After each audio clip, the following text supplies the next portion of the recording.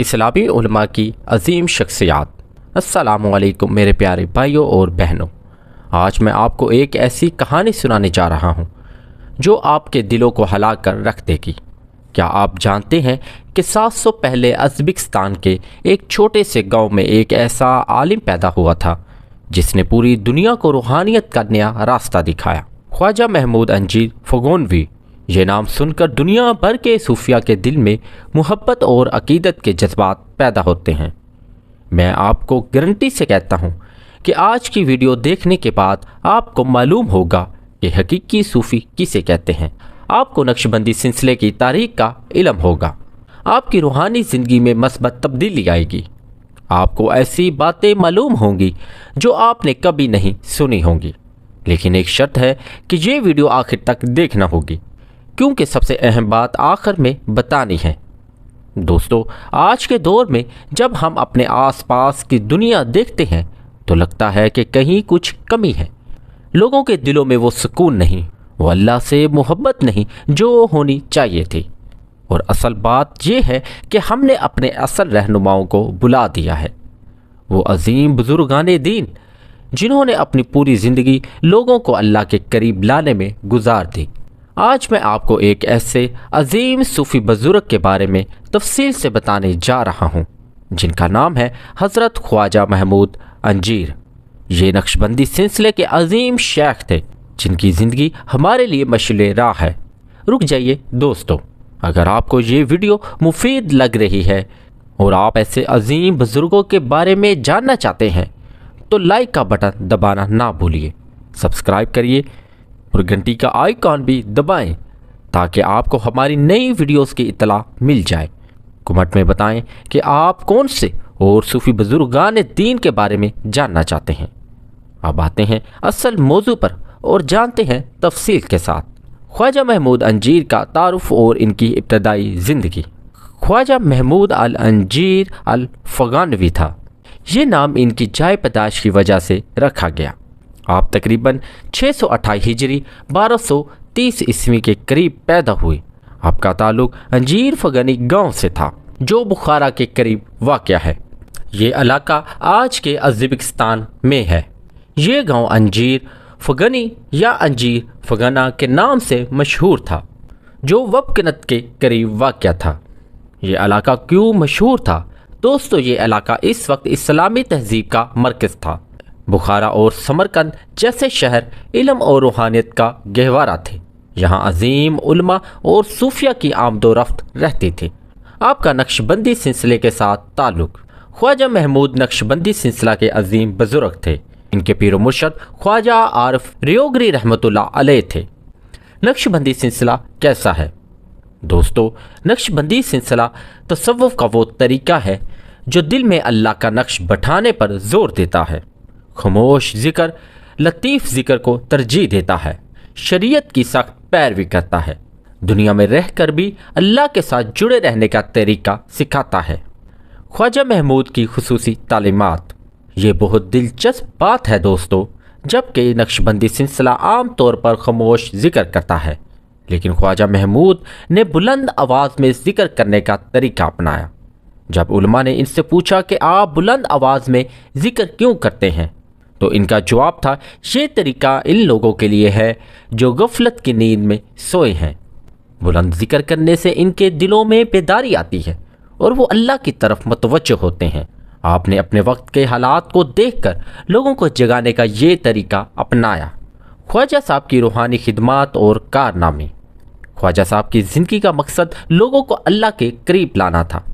وہ مختلف طریقوں سے لوگوں کی مدد کرتے، باقاعدگی سے ذکر کی محفلیں لگاتے، لوگوں کو مختلف اذکار سکھاتے، دلوں میں اللہ کی محبت پیدا کرتے، دلوں کی بیماریوں کا علاج کرتے، لوگوں کے مسائل حل کرتے، صبر اور شکر کا درس دیتے اور مریدوں کو مرحلہ وار تربیت دیتے، ہر شخص کی صلاحیت کے مطابق اس کو کام دیتے، عملی زندگی میں اسلام کا اطلاق سکھاتے۔ خواجہ صاحب کے تعلیمی کارنامے۔ خواجہ محمود صرف صوفی بزرگ نہیں تھے بلکہ عالم بھی تھے۔ انہوں نے لوگوں کو قرآن کریم کی تلاوت سکھائی، حدیث کی تشریح کرتے، فقہ اور شریعت کے احکام بتاتے، صرف کتابی علم نہیں بلکہ عملی تربیت پر زور دیتے، اخلاق حسنہ کی تعلیم، معاشرے میں کردار کی اصلاح کرتے۔ خواجہ صاحب کے اوصاف اور شخصیت کے نمایاں پہلو: دنیا سے بے رغبتی لیکن ذمہ داریوں سے فرار نہیں، سادہ زندگی گزارتے تھے، اللہ کے سوا کسی سے نہیں ڈرتے، غریبوں اور مسکینوں پر ترس کھاتے اور مشکل وقت میں لوگوں کی مدد کرتے تھے، یتیموں اور بیواؤں کا خاص خیال رکھتے، مشکل حالات میں صبر کا مظاہرہ کرتے اور لوگوں کو بھی صبر کی تعلیم دیتے اور ہمیشہ اللہ پر کامل بھروسہ رکھتے تھے۔ آپ کا وصال اور مزار مبارک: خواجہ محمود صاحب کا وصال 17 ربیع الاول 717 ہجری میں 1317 عیسوی میں ہوا۔ آپ نے تقریباً 89 سال کی عمر پائی۔ آپ کا مزار مبارک وبکنت کے قریب ہے، جو بخارا کے نواح میں واقع ہے۔ آج بھی یہ مقام زیارت گاہ ہے۔ مزار کے قریب ایک مسجد ہے اور ایک مبارک کنواں بھی ہے جس کی زیارت لوگ برکت کے لیے کرتے ہیں۔ یہاں دعا کے لیے لوگ دور دور سے آتے ہیں۔ آج کے دور میں ان کی تعلیمات سے ہم کیسے فائدہ اٹھا سکتے ہیں؟ روزانہ کم از کم 30 منٹ ذکر کریں، لا الہ الا اللہ کا ورد کریں، اللہ کے نام کا تسلسل سے ورد کریں۔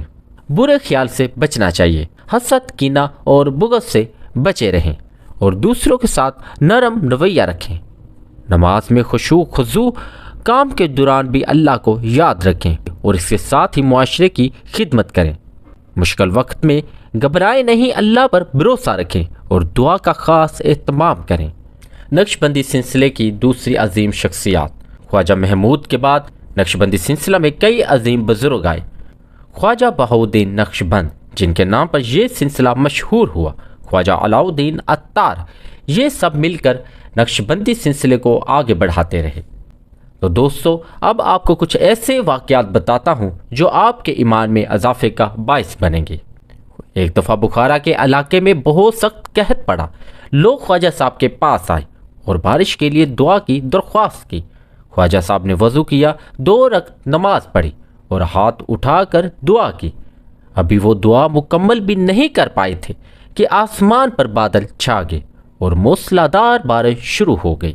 ایک اندھے آدمی کو لوگ خواجہ صاحب کے پاس لے آئے۔ خواجہ صاحب نے اس کے سر پر ہاتھ رکھا اور دعا کی۔ اللہ کے فضل سے اس شخص کی بینائی واپس آ گئی۔ یہ خبر پورے بخارا میں پھیل گئی اور لوگ دور دور سے آپ کے پاس آنے لگے۔ ایک دن کچھ لوگ خواجہ صاحب کے پاس بیٹھے تھے۔ انہوں نے اچانک کہا کہ فلاں شخص کے والد کا انتقال ہو گیا ہے، وہ جلدی گھر جائے۔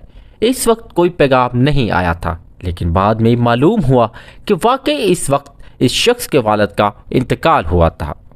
ایک اور کرامت یہ ہے کہ جب خواجہ صاحب بیابان میں ذکر کے لیے جاتے تو جنگلی جانور بھی ان کے گرد حلقہ بنا کر بیٹھ جاتے۔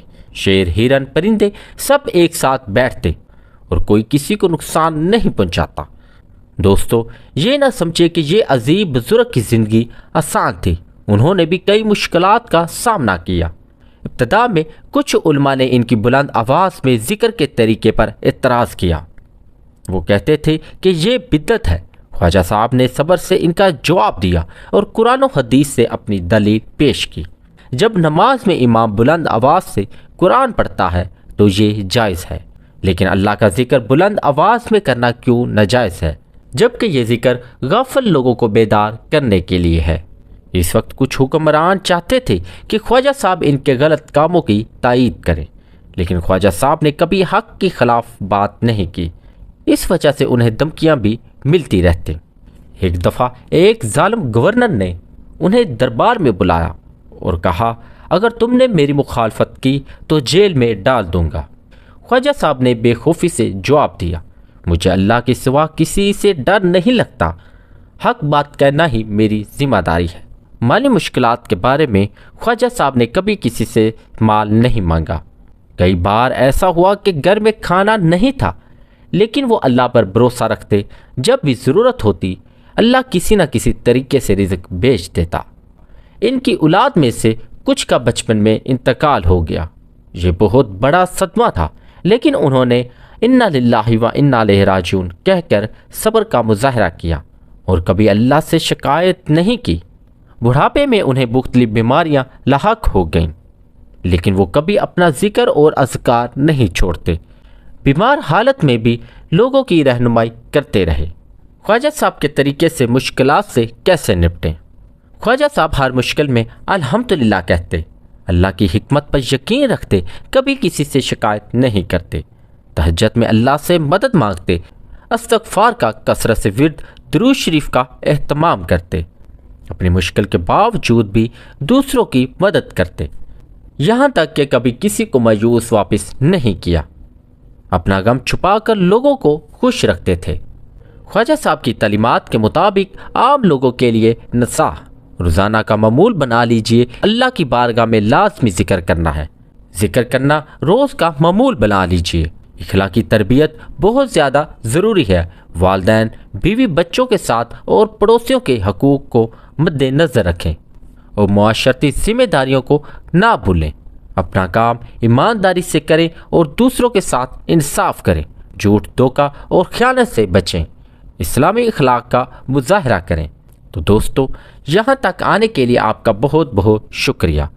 اگر یہ معلومات آپ کے لیے مفید ثابت ہوئیں تو فوری طور پر لائک کا بٹن دبائیں، شیئر کریں اپنے دوستوں اور خاندان کے ساتھ، کمنٹ میں بتائیں کہ کون سی بات آپ کو بہت زیادہ پسند آئی۔ اگلی ویڈیو کے لیے آپ کی رائے کا انتظار ہے، مجھے کمنٹ میں بتائیے گا کہ آپ اگلی ویڈیو کیا دیکھنا چاہتے ہیں۔ اگر آپ کے پاس کوئی خاص سوال ہے خواجہ محمود انجیر کے بارے میں تو کمنٹ میں ضرور پوچھیے، اگلی ویڈیو میں انشاءاللہ ان سوالات کے جواب بھی دوں گا۔ اللہ تعالیٰ آپ کو نیک اعمال کی توفیق عطا فرمائے اور ہمیں ان عظیم بزرگوں کے نقش قدم پر چلنے کی توفیق عطا فرمائے۔ اس کے ساتھ ہی مجھے اجازت دیں، اللہ حافظ۔